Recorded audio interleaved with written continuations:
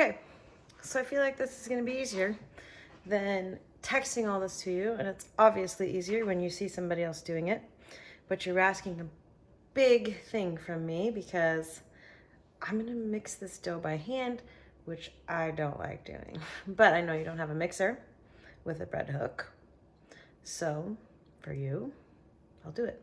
And I apologize because it's early in the morning and you're seeing me in all of my morning glory, and when you start videoing, you notice that you need to probably lose a little weight.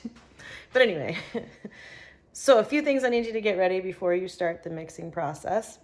Obviously, you want your starter ready to go. But there's some other things. So I'm going to show you those right now. So first, obviously, you want to have your bowl and your kitchen scale. I usually have my water ready to go, my salt ready to go, which I've showed you all of these things that I use. This is my happy starter. I've already mixed one loaf because I had to show Kevin how to do it, but he has a mixer, so I mixed my first one with my mixer. My flour, which I know I'm not going to have 550 grams of flour, so I got another bag up here, which I go through a ton of flour. Oh, please get a mixer. It's so much easier. And so also, because you're mixing by hand, even if you weren't mixing by hand, you should have a little water ready because it's going to be all over your hands, obviously. And sourdough, you don't want to put that down the sink because it makes like this concrete type thing. And I'll show you on my starter. You probably noticed that it dries out kind of hard. But if you get it in your sink drains, it's like concrete and it'll plug your drains up, and you don't want to do that. So we have that bowl ready to rinse our hands off. I keep having to start and stop my video because once you start a video, you can't flip it around. I didn't know that. You can, like on, if you do Facebook Live or whatever, but I'm just videoing this on my phone. So you want to rinse your hands in that and your tools in that. And then all of that sourdough water has all the probiotic stuff in it. So you can water your house plants with it. I dump it in our grass. But if you have plants outside this summer, you can water those, dump it on your bushes, dump it on your flowers, whatever you want to do. And it'll make them grow stronger because it's a probiotic. You're getting all the same benefits in that water as you're getting in the bread, except the bread has a pro and a post. So you're getting the pro with the water. Don't drink it. It's probably gross, but for your plants, it's good. My neighbor puts it on her garden, like her tomatoes and her cucumbers and all that stuff. So if you have a garden this summer, keep that in mind. I put it on my houseplant, and then I just dump a lot of it in the yard.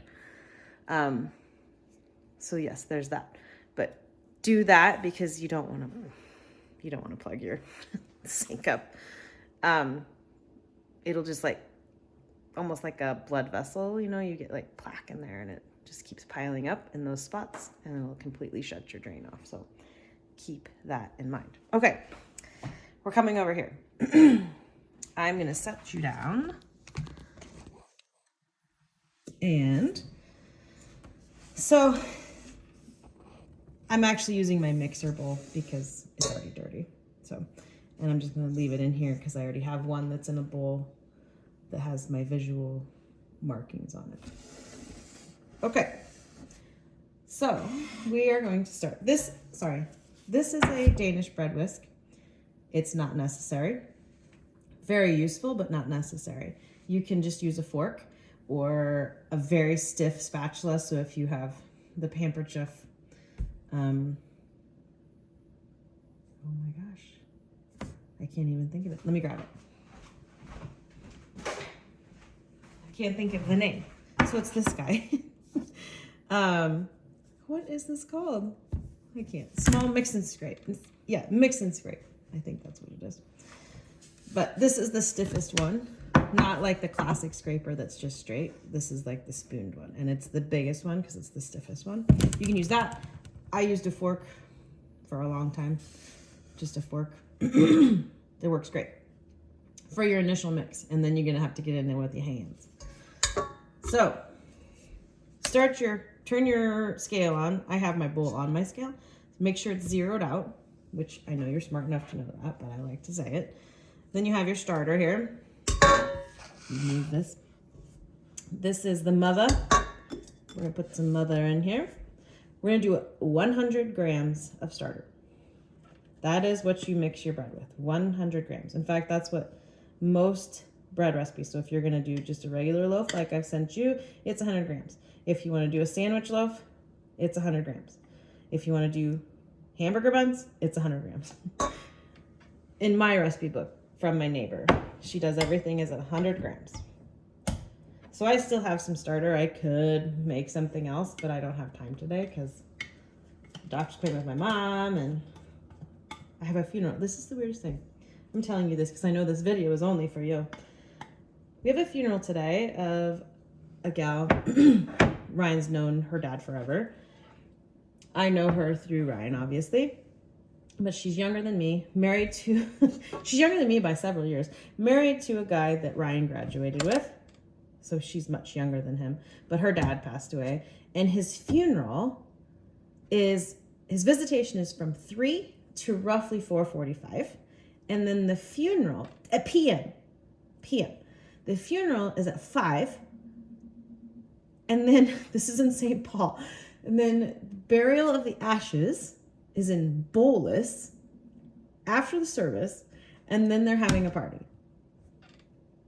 I've never gone to a funeral that late in the day, but he loves Busch Light, or he did, which is kind of the reason he died.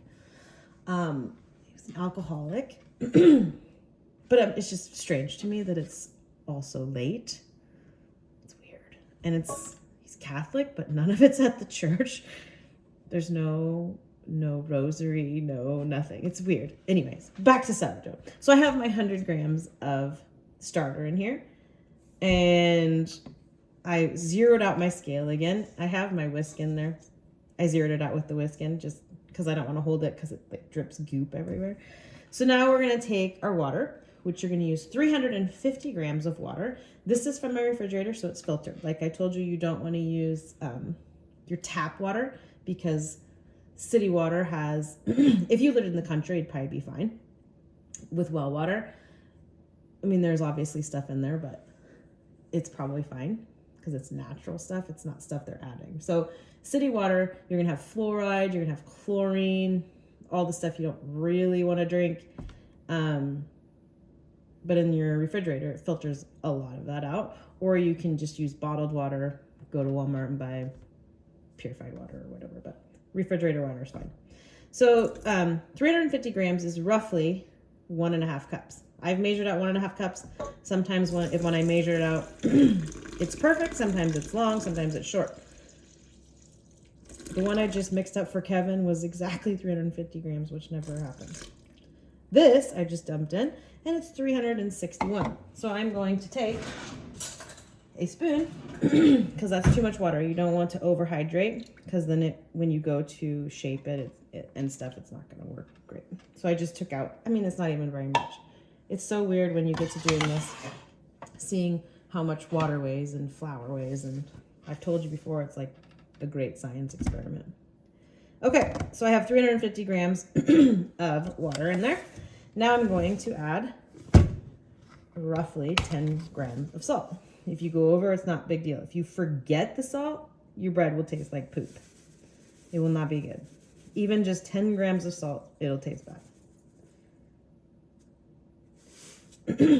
I've oversalted like 16 grams. It doesn't make a difference, but if you forget it, bad. So this is 11 grams. Grams, as you know, is the most precise form of measurement. So 11 grams compared to 10 grams is not, it's like a couple grains of salt. It's not a lot, so it's not gonna make a huge difference. Okay, so now I'm gonna do my flour, but I need to open my other flour bag because I go through flour like crazy. King Arthur, unbleached all-purpose flour. I have used several different kinds of flour. this is my favorite. There's people out there that use organic. They use, I don't know, unbleached.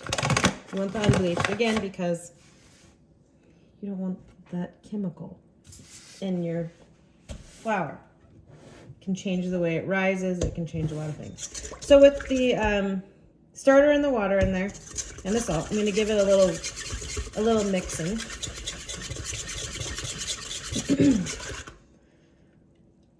So when it looks like it's gross. Let's just say it's gross.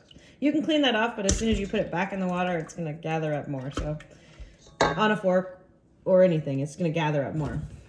So, okay. So the flour. Flour you can play with depending on the humidity in your house, all of that stuff. I would not use less than 500 grams, and I would not use more than 550 grams. I use 550 grams because I found that works best for me. So I don't have much left in this container. I'm just going to dump it in because I know I don't have 550 grams in there. And then I'm going to scoop the rest out of my bag. Always make sure to remember to zero out your scale too, by the way. I've forgotten, and then you're like, oh shoot, what'd that say? And then you're kind of screwed.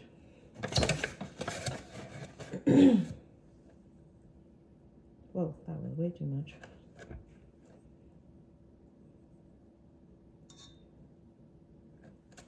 $5.52. Perfect. Okay. Now you got a big ask from me because I don't like doing it this way. I would normally now put this on my mixer and mix it up. But for you, I'm going to mix it by hand. So you're going to take this. I'll just show you that it's flour. I mean, you can see the water and stuff under there, but it's flour, right? Sorry. Okay. So the Danish bread whisk is not necessary, but if you order one, you're going to be like, I should have had that sooner. And I should have told you that sooner, but like I said, it's not necessary. So you just stir it up as best as you can. It's easy at first, and then it's not. I like to scrape the sides, get the gunk off the sides as best as you can, because you don't want, you can have a little bit of dry bits in there, but not a lot. Dry bits. It's a term you'll hear in sourdough, any video you watch, dry bits. So once you get that mostly mixed up, you gotta use your muscles. Ugh.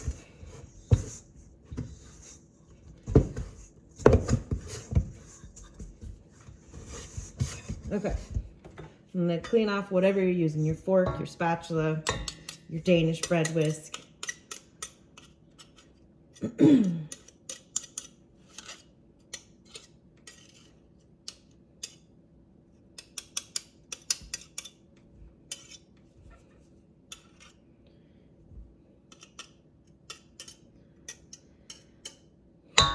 Okay.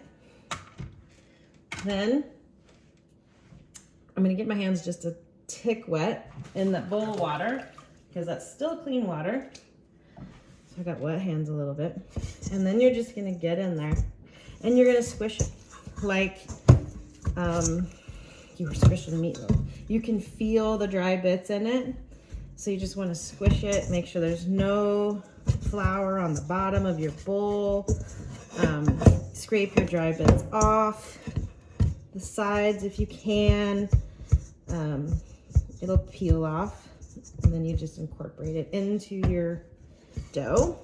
It's messy, it's gross. Then you can kind of just ick it. It's yucky. I don't like doing this. So with my mixer, I would throw this on the mixer right now. Like before it was totally incorporated, there's still even usually some flour on the bottom. And I throw it in there and it does this all for me.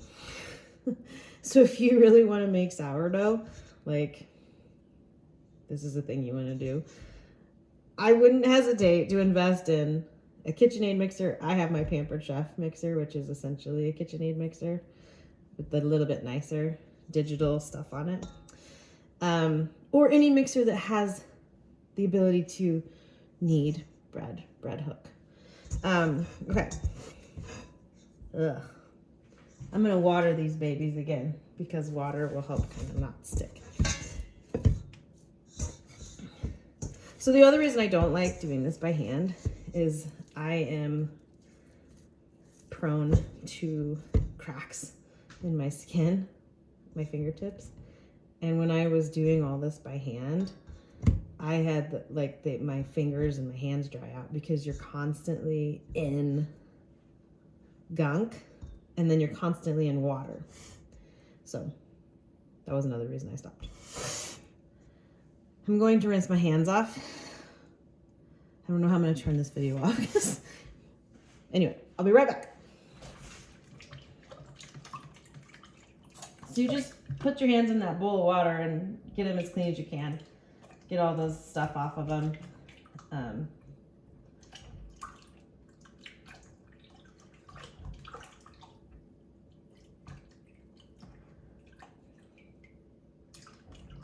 And then you can rinse off just the murky water off your hands because it's flour. It's going to dry it off, right? Okay, so now what you're left with is this ball. You guys will be mixing this in a bowl, whatever bowl you're going to leave it in, with your markings on it. So this is my dough ball from when I mixed for Kevin. I mixed it in the mixer bowl because I mixed it with the mixer. And I transferred it to my stainless steel bowl because I want to see the markings on it. So you can kind of see, I don't know if you can read those, but this is just under 4 cups. And I'm going to let it rise after my stretch and folds. I'm going to let it rise to just under 8 cups, double. So that's why I say you want the markings, because you want to have those visual cues. It's like when you're mixing your starter, you want to have it in a bowl that you can see where it's at. I have my rubber band on there because I think it's cool to see how far up it goes. But so this started at 1 cup. I knew that I was mixing more than 1 loaf of bread. So I made sure that I had more starter. And I have way more than I need because I like discard. I make a lot of stuff with the discard, so I like to have extra discard. I have you mix your starter or feed your starter 15, 50, 50. That is essentially 100 grams. You would have to scrape your bowl out though to make sure that you still have 15 grams to feed your starter, which you'll have plenty. And even if you had 10 grams, you could still feed it because starter is extremely hungry. So it's gonna be okay, but it's never a bad idea to do 20, 60 or whatever. Just so you know that you have plenty or that you have discard or enough to make your next loaf. So this was 145, or not 145, 45, 150, 150. I could do 3 loaves with this and still have plenty of starter left to regrow. Okay, so now we're gonna let this sit for 30 minutes. And then we're gonna stretch and fold it. So I'm gonna cover this bowl with, let me grab it and I'll show you.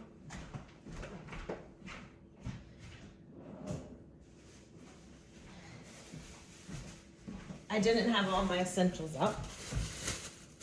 You can cover your bowl with whatever you want. I would not, so you don't have the stainless steel bowls, but if you have bowls with lids, if it's like an airtight lid like these stainless steel bowls are, don't put it on super tight. Like I told you not to screw the lid on your jar super tight because they need to breathe. These are living, growing things, right? It's fermenting, even in this stage. So you could put a plate over the top of it just to set a plate on it. You could set a lid on top of it loosely, or if it's a lid that's not super tight, which I have bowls that are like that, they're just pretty. That'll be fine. I use these cheap shower caps from Walmart. Like seriously, you can buy, comes in a pack of 15 maybe, and they're 98 cents. But this is what I use. So it wraps around it. And this is what I use for everything. Like this stage, I use it for this stage. I use it when I when I go to shape. I'll use it for that. With my cloth, you guys are probably gonna use a towel with my cloth, and I'll show you all of that when we get to that stage. We're gonna let this sit for 30 minutes. 30 minutes, we're gonna stretch and fold. Then we're gonna stretch and fold, stretch and fold, stretch and fold 3 or 4 times every 30 minutes. There are people that will let this set longer. There's a lady on TikTok that I followed that she kind of, I use some of her tips. She goes 2 hours and she mixes by hand. So she goes 2 hours. She'll let it ferment, but she also cold ferments, meaning she'll let that set for 2 hours. Then she'll do a stretch and fold in 45 minutes. She does 3 stretch and folds, I think. So 2 hours and then she does 3 stretch. I mean, she's consuming some time, like, but she, I think, is a stay-at-home mom somewhere in the bush. I don't know. But then after that 3rd stretch and fold, she waits 45 minutes and shapes it, which I've never been able to get that to work. Because after 2 hours, I tend to forget that I need to stretch and fold again. And it's kind of a bad deal. And then she puts it in the fridge to cold ferment. I don't want to do that because you're not getting all of the benefits of the fermentation, all of the good gut health stuff of that fermentation. So I don't do that. If you're doing it by hand, you can wait an hour, 45 minutes or whatever, and do the stretch and folds every hour. The first one, maybe you wait an hour. After that, I would definitely not wait an hour, 45 minutes, 30 minutes for sure. But you're going to want to do 3 at least, just to have the integrity of the gluten and the strength of your dough. Because that's what's gonna help make it rise, what's gonna help make it bake, taste good, kind of helps with the sourness. There's a lot of things that go into that. Now, if you use a mixer, so the one I'm gonna do for Kevin, I'm gonna let it set for an hour, straight up.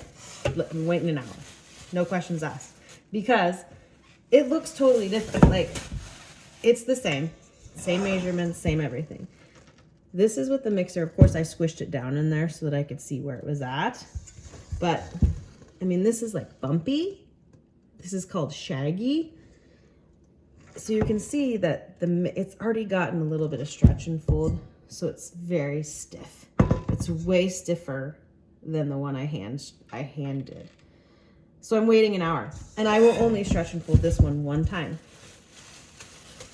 Maybe 2. I always forget. So, and I've actually forgot to even do it once. But with the mixer, you're getting such a more aggressive mix, that initial mix. So you don't technically have to stretch and fold it. There's people that use the mixer that never stretch and fold it. I always do I try to do at least once. So, but not with the mixer, you're gonna have to do it. So, we'll meet back here in 45 minutes.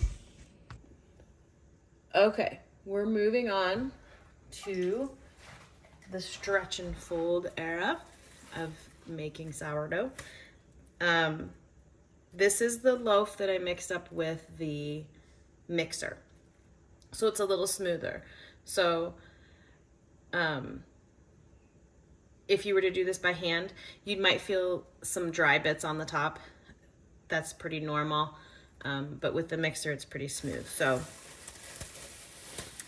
I have my hands moistened, not like soaking wet, but they're wet. And that's gonna help so that it doesn't stick near as bad. So we're gonna just pull this up a little bit and kind of give it a little stretch and fold it over. And then turn the bowl, pull it up, turn the bowl, pull it up, and then now your dough is like out of the bowl, which is good. So you're gonna give it a good stretch and a good stretch and fold it in half, and then a good stretch and fold it in half, and then a good stretch and fold it in half. And you're gonna feel that it becomes way less stretchy. Like you actually have to really pull on it. You don't want to pull enough that you break it in half. That's too much, just enough to give it a good stretch. And you're gonna do that, I don't know, 5 times probably after you get it up out of the bowl. And then you just put it back in there and cover it back up with your loose lid, your shower cap, whatever you're using. Just don't make it tight. And you're gonna let that set. If you have hand mixed this, you're gonna do that another, at least 2 more times, possibly 3 more times, whatever you have time for, every 30 minutes. If you've mixed it with a mixer, you can do it again in 30 minutes, or this is good. A lot of times I only do 1 stretch and fold with my mixer, 2 if I remember I have time. So that's where we're at. The next step is I'm gonna just let this one sit now until it doubles in size. I know that that was at just below 4, so at just below 8, I'm going to then know that that's doubled, and I'm going to shape it. So this one is done. This is the one I mixed by hand, and I've already stretched and folded it, so it's much smoother. It wasn't like this. I'll add a picture into this video so you kind of know what it would look like before I did this. I thought I was videoing and it was actually taking a picture, but so now it's nice and smooth, like the one with the mixer. Actually looks more like the one with the mixer after the initial mix. But this one I'm going to stretch and fold a couple more times just because I did it by hand. So. Okay, I'll see you at the shaping. This is our second stretch and fold. And I wouldn't normally show you this, but I just want you to see that that dough is pretty much the same as it was at the beginning in the stretch and fold when you start pulling it up, which is crazy to me because it was super stiff, and now it's going to be pliable again. Not as much, but it definitely is still stretchy, but same thing. And it's not going to take as long, this one. This is good integrity in there. It is super stiff. The first one, you know, it took a while to get to this point. I'm done. That's it. Second stretch and fold completed.